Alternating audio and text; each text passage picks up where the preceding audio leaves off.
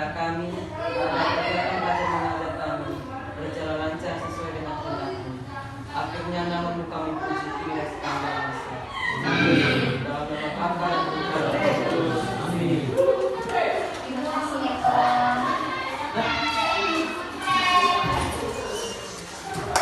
Oke, sebelum kita membahas lebih dalam lagi tentang apa itu hierarki dalam gereja Katolik, Ibu akan membacakan sebuah cerita tentang pemilihan Paus Yohanes.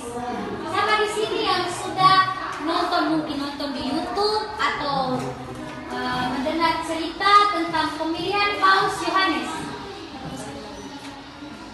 Sudah ada kan? Belum. Nonton di YouTube atau mendengar cerita-cerita dari kakak-kakak atau teman-teman tentang pemilihan Paus Yohanes? Belum pernah. Sekarang Ibu akan membacakan ceritanya ya. Oke. Pemilihan Paus Yohanes ke-23. Ketika Roncalli dipilih menjadi paus, banyak sekali orang yang kecewa karena dia adalah kardinal yang sama sekali tidak dikenal dan tidak disebut sebagai papabilis atau calon paus. Orang semakin kecewa karena paus yang terpilih ternyata sudah sangat tua. Akhirnya orang berpikir, sudahlah, biarlah dia sebagai paus peralihan. Tetapi ternyata paus tua ini membuat banyak kejutan dalam gereja. Roncalli yang kemudian dikenal sebagai Paus Yohanes ke-23 diakui sebagai paus yang membaharui kehidupan menggereja. Dialah yang melahirkan moto Aggiornamento. Ada yang tahu Aggiornamento? Tidak. Belum tahu. Minta maaf, ini bahasa Latin jadi tidak apa-apa itu. Yang berarti aggiornamento yang berarti gereja harus senantiasa memperbaharui diri sesuai dengan tuntutan sesama. Diceritakan pada awal masa pelayanan sebagai paus, secara simbolis ia menyuruh supaya semua jendela di Vatikan dibuka selebar-lebar. Gereja harus terbuka kepada dunia supaya udara segar dapat masuk dan pandangan jauh ke depan tidak terhalang. Salah satu keputusan yang paling menggemparkan di zamannya ialah ketika beliau mengumumkan akan diadakan konsili, yaitu sidang agung uskup-uskup sedunia. Diceritakan bahwa sesudah beliau mengumumkan akan diadakan konsili itu, beliau sendiri kemudian menjadi sangat terkejut dan bingung. Bermalam-malam, beliau tidak dapat tidur. Entah bagaimana pada suatu malam yang sangat menggelisahkan itu, tiba-tiba beliau berkata pada diri beliau sendiri, Roncalli, mengapa engkau bingung dan gelisah? Konsili itu urusan Roh Kudus, sama sekali bukan urusan. Sejak saat itu, beliau dapat tidur nyenyak. Konsili Vatikan kedua kemudian berjalan sangat mengesankan dan penuh kejutan. Semua orang mengakui Konsili Vatikan kedua adalah karya Roh Allah di abad ini. Sudah dengar? Sudah, Ibu. Apakah Ibu mau Ibu baca sekali lagi? Iya. Boleh. Mau Ibu baca sekali lagi? Boleh. Ibu baca sekali lagi ya? Iya. Paus Yohanes ke-23.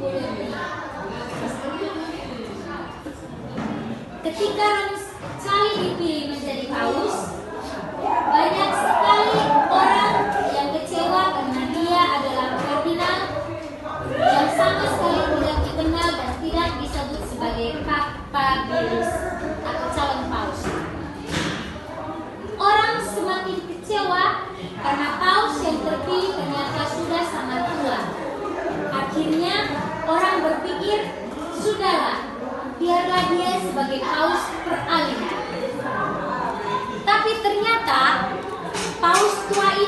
membuat banyak kejutan dalam gereja. Roncalli yang kemudian dikenal sebagai Paus Yohanes ke-23 diakui sebagai paus yang membaharui kehidupan gereja. Dialah yang melahirkan moto Aggiornamento, yang berarti gereja harus senantiasa memperbaharui diri sesuai dengan tuntutan zaman. Diceritakan pada awal masa pelayanan sebagai paus, secara simbolis ia menyuruh supaya semua jendela di Vatikan dibuka selebar-lebar. Gereja harus terbuka kepada dunia supaya udara segar dapat masuk dan pandangan jauh ke depan tidak terhalang. Salah satu keputusan yang paling menggemparkan di samanya ialah ketika beliau mengumumkan akan diadakan konsili, yaitu sidang agung uskup-uskup sedunia. Diceritakan bahwa sesudah beliau mengumumkan akan diadakan konsili itu, beliau sendiri kemudian menjadi sangat terkejut dan bingung. Bermalam-malam beliau tidak dapat tidur. Entah bagaimana pada suatu malam yang sangat menggelisahkan, tiba-tiba beliau berkata pada diri beliau sendiri, "Roncalli, mengapa engkau bingung dan gelisah? Konsili itu urusan Roh Kudus, sama sekali bukan urusan." Sejak saat itu, beliau dapat tidur dengan nyenyak. Konsili Vatikan kedua kemudian berjalan sangat mengesankan dan penuh kejutan. Semua orang mengakui Konsili Vatikan kedua adalah karya Roh Allah di abadi. Oke, semuanya sudah dengar? Karena semuanya sudah dengar, Ibu mau tanya, bagaimana kesanmu saat mendengar cerita tentang Paus Yohanes ke-23? Kesanmu saat pertama kali mendengar cerita tentang Paus Yohanes ke-23? Ama, bagaimana kesanmu saat mendengar cerita yang tadi Ibu sudah ceritakan? 2 kali Ibu cerita. Senang dan oke, kalau Ama senang, kesannya senang. Kalau Merti 1 2 3 1 2 3 1 2 3 1 2 3 dan seterusnya. Nanti kelompok 1 yang dapat nomor 1 berarti kelompok 1, nomor 2 berarti kelompok 2, nomor 3 berarti kelompok 3. Oke, sekarang kalian berhitung. Mulai Eko. 1 3 1 2 3 1 2 1 3 1 2 1 3 1 2 1 2 Yang kelompok 1 angkat tangan. Pindah ke sini. Bentuk kelompok 3.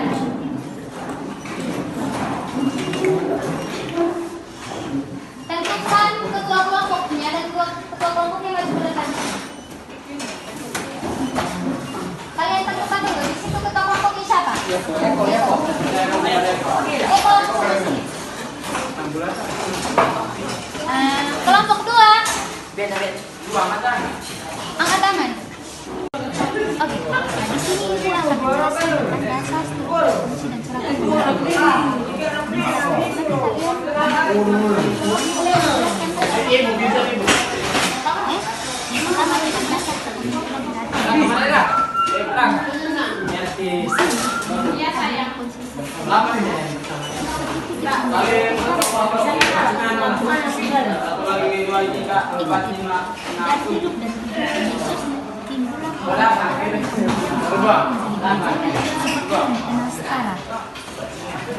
Nah, dari perkembangan pokok, dari perkembangan menjadi gereja itu timbullah struktur. Strukturnya itu struktur yang disebut struktur kepemimpinan hierarki.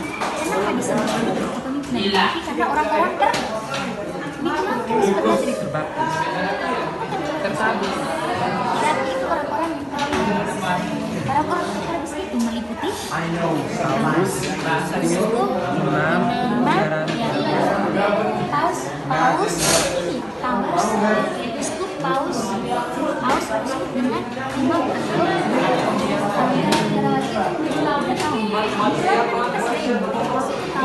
udah tahu kemiskinan dengan ketaatan. Kalau ini kita bahas tentang paus imam dan diakon. Nanti kembali apa ke teman-teman bahwa itu paus uskup imam dan diakon. Dasar kepemimpinan itu dasar kepemimpinan kedua dikehendaki Tuhan dan tercipta pada Yesus sendiri dan kemudian berkembang menjadi gereja besar sekarang ini. Dan perkembangan gereja itu kepemimpinan itu paus uskup imam diakon. Habis buat soal dan kasih ke ibu. Buat soalnya 2 menit saja dan mulai dari sekarang. Satu lagi. Sabar.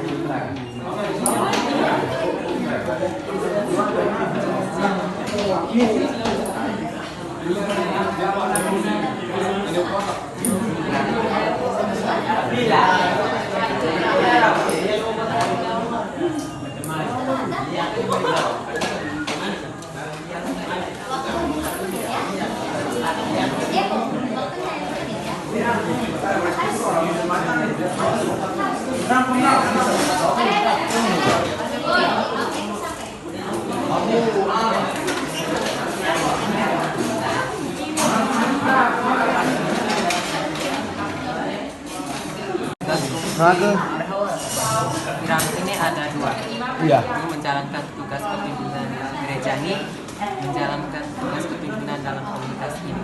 Iya. Terus sudah. Lepaskan. Kamu keo. Supaya lebih serap. Menurut ajaran Evangelis Nambale dikehendaki oleh Tuhan dan berakhir berasal dari Tuhan itu sendiri. Nah, di situ akan terbentuk suatu struktur. Struktur itu terdiri atas paus, uskup, imam dan diakon.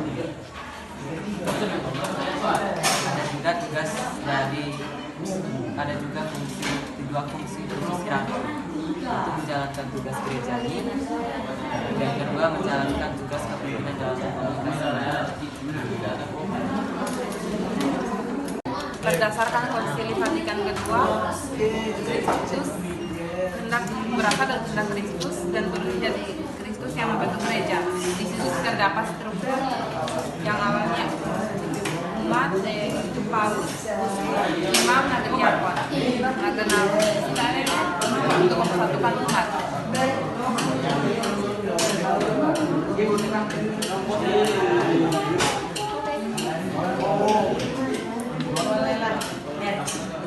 Saya. Teman tolong perhatikan di sini. Nah, tadi kan dari awal pertama ibu sudah bagi kalian dalam 3 kelompok. Kalian menentukan kalian punya ketua kelompok. Ibu suruh kalian punya ketua kelompok maju ke depan menjelaskan penjelasan dari ibu tentang struktur hierarki dalam gereja. Sudah toh?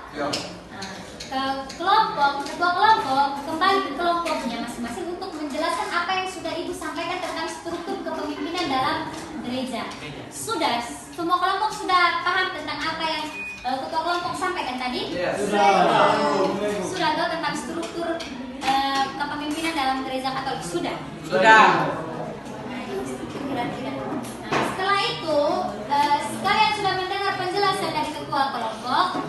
Usahakan setiap kelompok harus memberikan satu pertanyaan tentang struktur, hierarki, fungsi struktur dengan dasar kepemimpinan. Tadi kan saya sudah menjelaskan ke ketua kelompok tentang dasar kepemimpinan, struktur dengan fungsi. Jadi dari 3 itu kalian harus buat soal. Satu soal. Setelah kalian sudah buat soal, maju ke depan, kumpul ke ibu. Tahap terakhirnya, habis itu ketua kelompok maju ke depan lagi untuk ambil soal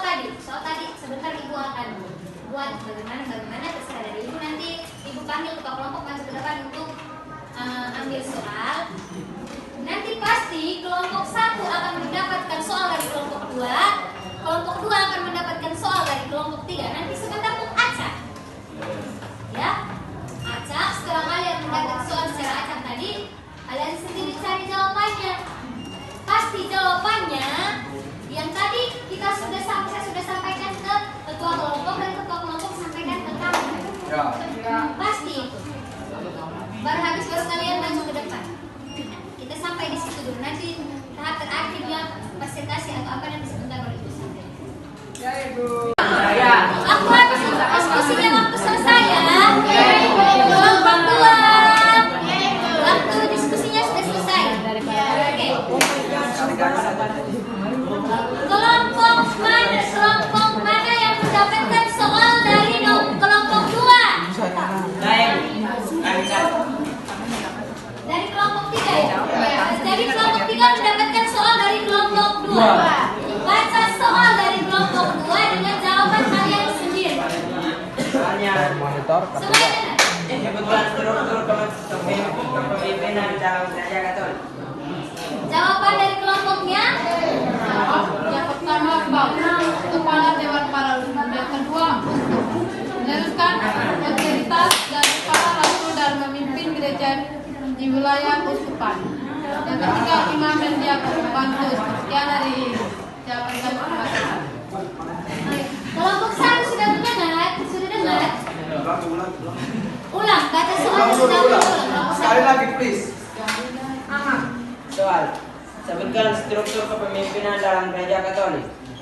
Jawab kepemimpinan. Dalam gereja Katolik. Kepemimpinan apa, Mak? Harus ditanya kepemimpinan hierarki atau kepemimpinan apa? Sebutkan struktur kepemimpinan hierarki dalam gereja Katolik. Jawab yang pertama Paus, kepala Dewan Para Uskup. Yang kedua uskup. Meneruskan otoritas dari para rasul dan memimpin gereja di wilayah keuskupan. Yang ketiga imam dan diakon membantu uskup. Sekian dari kelompok kami. Terima kasih. Kelompok 2 sudah dengar? Apa kelompok 2 betul kalian punya soal tadi? Iya. Yang dibaca. Betul struktur kepemimpinan hierarki dalam gereja Katolik. Oke. Kelompok mana yang mendapatkan soal dari kelompok 3? Kelompok 1 ya? Baca soalnya terus jawaban dari kelompok kalian.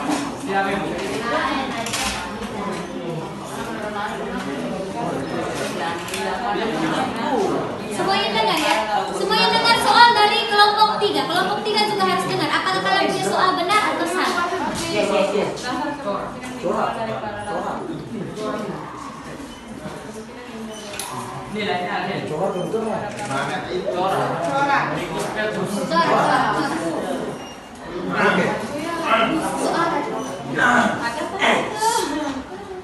Sebutkan fungsi dan corak kepemimpinan dalam gereja Katolik. Jawaban dari kelompok? Fungsi utama dalam gereja Katolik adalah memperlengkapi jemaat untuk pelayanan dan mengembalakan umat. Sementara coraknya bersifat melayani dan demokratis. Sekian dari kami. Kelompok 3, abang kalian punya soal itu sama? Soalnya Sama. Tadi itu kalian punya soal? Ya. Jadi yang pertama struktur ya, struktur kepemimpinan, dan yang kedua itu corak. Kelompok yang terakhir, kelompok kedua dapat soal dari kelompok 1. Oke. 2 orang presentasi. Baca soal dari kelompok 1 dengan jawaban kalian.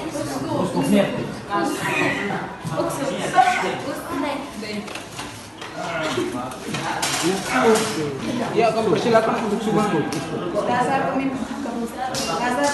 kepemimpinan hierarki dalam gereja Katolik.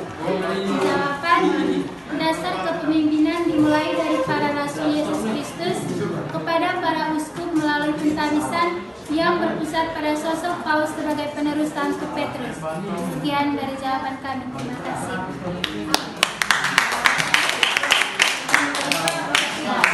Semuanya sudah dengar dong? Yang pertama tadi tentang struktur kepemimpinan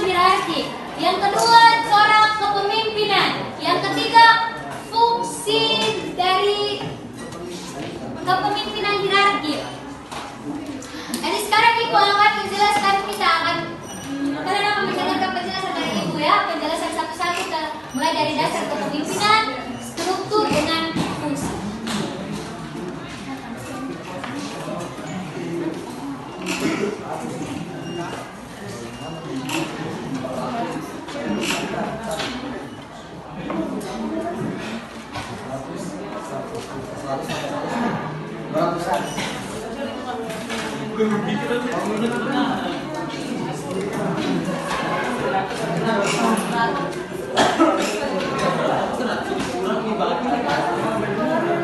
Sebentar Ibu akan tanya, kelompok mana yang mendapat soal dari kelompok satu? Dari kelompok itu harus angkat tangan.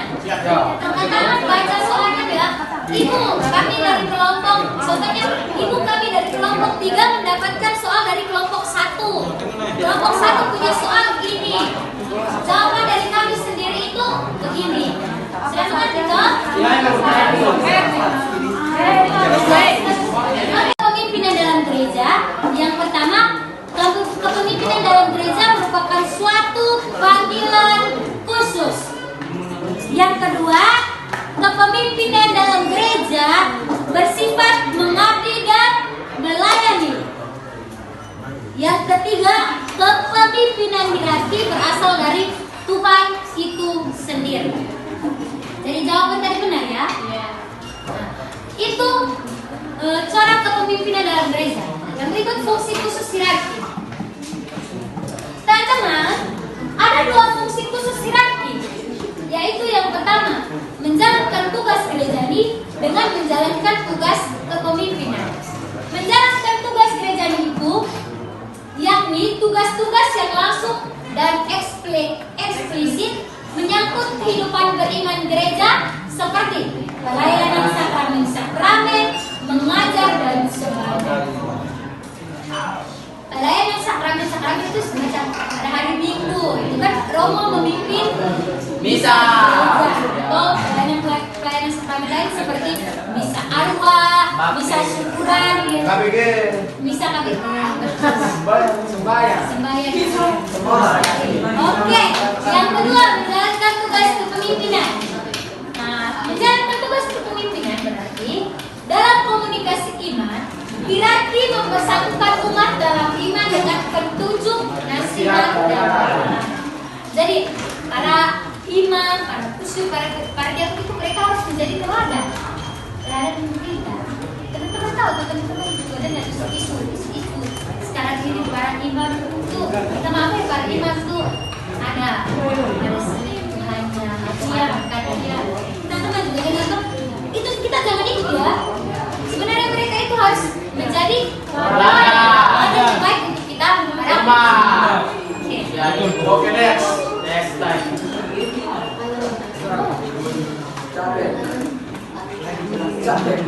Oh, tadi sudah jelas. Sampai di sini ada yang mau bertanya?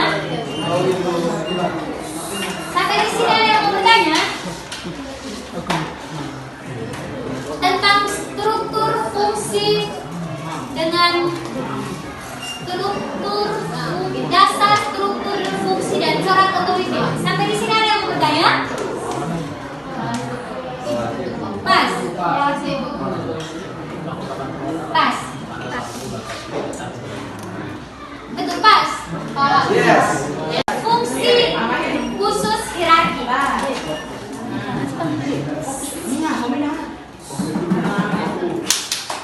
Siapa tadi yang mendapat soal tentang fungsi khusus hierarki? Kelompok 1. Jawabannya coba kelompok 1 baca ulang jawabannya. Fungsi utama itu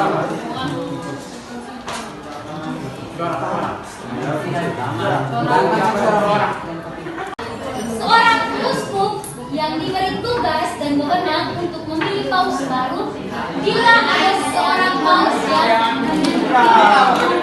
kardinal ini sama dengan uskup ya. Kardinal ini sama dengan uskup, tapi karena mereka punya tugas memilih paus baru, iya mereka memilih paus baru, makanya mereka disebut kardinal.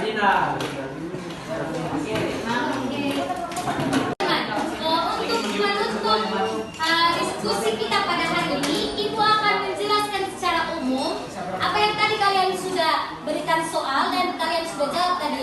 tentang hierarki dalam gereja Katolik. Oke, ini dasar, struktur, fungsi, dan corak kepemimpinan hierarki dalam gereja Katolik. Pasti kalian bertanya-tanya, apa sih dasar kepemimpinan atau hierarki dalam gereja Katolik? Atau kalian bertanya, bagaimana sih struktur kepemimpinan dalam gereja Katolik? Atau apa sih fungsi dan corak kepemimpinan dalam gereja Katolik? Jadi pada hari ini kita akan bahas. Yang pertama, dasar kepemimpinan hierarki dalam gereja Katolik.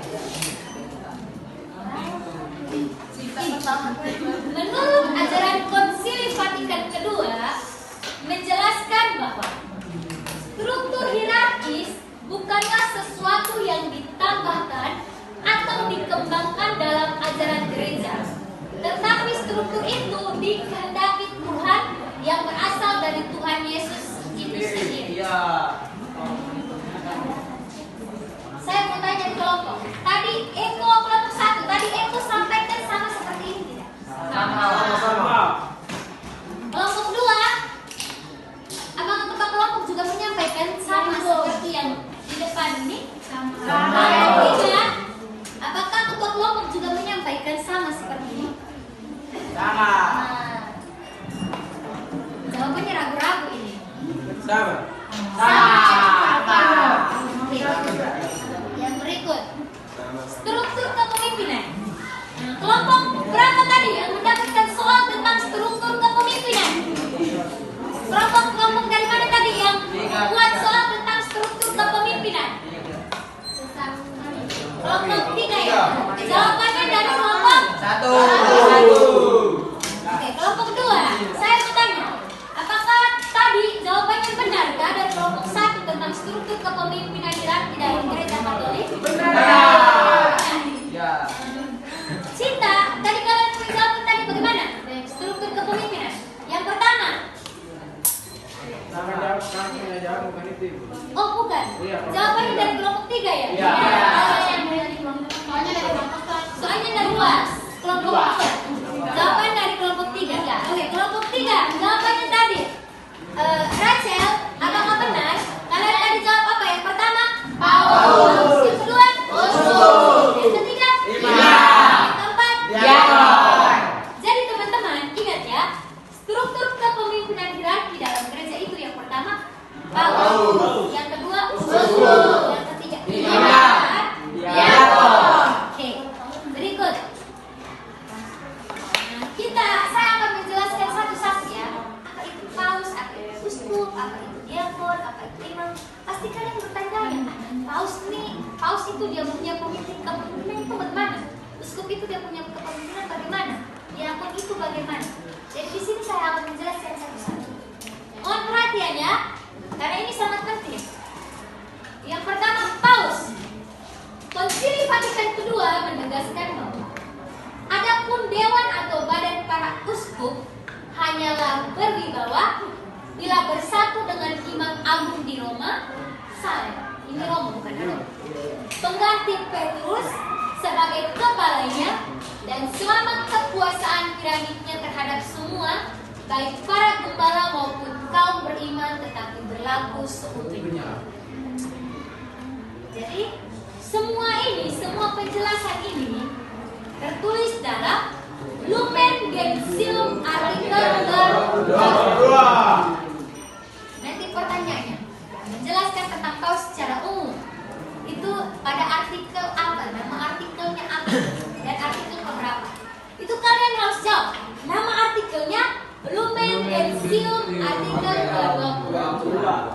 Nanti kalau seandainya bilang, kalau Konsili Vatikan II itu menjelaskan Paus itu bagaimana, baru kalian menjelaskan ini. Sudah paham kan? Sudah. Oke. Berikut uskup. Tadi kita sudah menjelaskan tentang Paus secara uskup. Konsili Vatikan II merumuskan masing-masing uskup menjadi asas dan dasar kelihatan bagi kesatuan dalam gerejanya. Yang menjelaskan uskup secara umum itu tertulis dalam Lumen Gentium artikel ke-32. Kalau paus tadi Lumen Gentium artikel ke-22.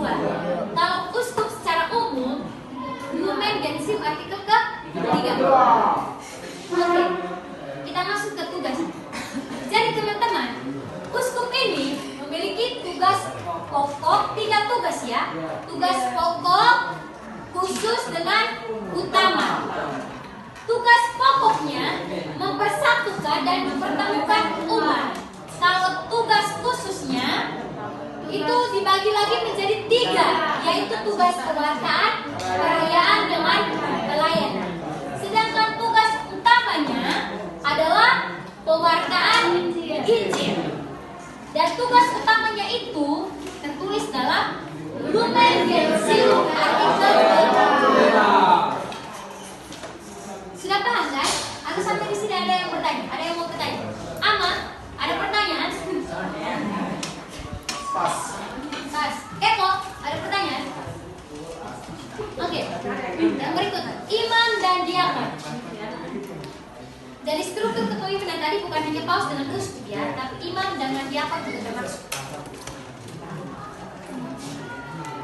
Para imam adalah tugas konkret para uskup itu sama dengan salah. Ini para imam ya. Tugas konkret para imam itu sama dengan uskup. Mereka ditabiskan untuk mewartakan Injil dan mengembalakan umat beriman. Tadi mewartakan Injil tadi terdapat pada tugas pokok atau tugas utama atau tugas khusus uskup. Ada yang tahu? Tugas Angkat tangan. Siapa yang tahu angkat tangan? Pertanyaannya, ini kan menjelaskan bahwa tugas imam itu sama dengan uskup, yaitu mewartakan Injil. Pertanyaannya, mewartakan Injil ini terdapat pada tugas khusus uskup atau tugas utama uskup atau tugas pokok uskup? Ada yang tahu apa? Tugas utama. Kita buktikan ya. Betul ya. Pewartaan Injil. Jadi kalian ingat saja, tugas imam tadi sama dengan tugas uskup pada tugas utama, yaitu mewartakan Injil. Yang berikut diakon. Nah, teman-teman, diakon ini memiliki tingkat hierarki yang lebih rendah. Jadi yang paling utama itu uskup. Habis itu paus habis itu uskup, imam,